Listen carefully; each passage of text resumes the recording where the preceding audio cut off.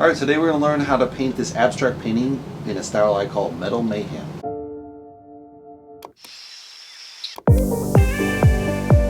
Alright, so the question today is, what is Fauvism?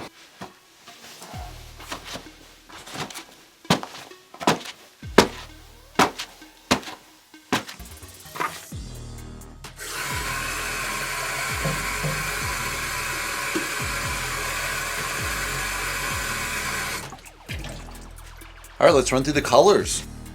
Titanium white, Mars black, Quinn red, Quinn blue. Let's get the party started.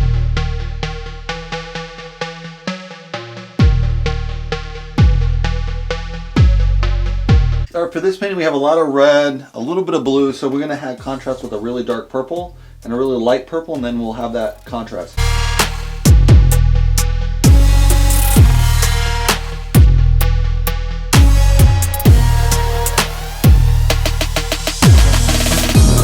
So Fauvism is this really short time frame of 1904 to 1910 basically. It did go a little bit beyond that, but that was basically the core years of Fauvism.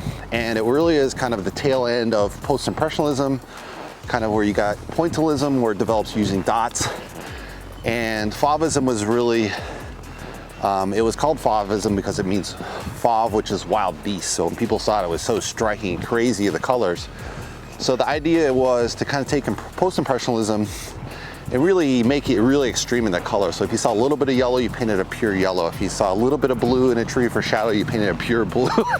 And you saw a little bit of red, you painted a pure vermilion. So it's kind of boiling down post-impressionism, the pure color, really extreme color that's unrealistic, at the same time kind of a post-impressionist. And later it kind of transitioned into abstract art and cubism after that. All right, we just finished the painting. Let's take a closer look. So we have this really nice dark purple blue coming out through there. We got the purple kind of scraped on top of the white. I'm not sure that works as well in this painting.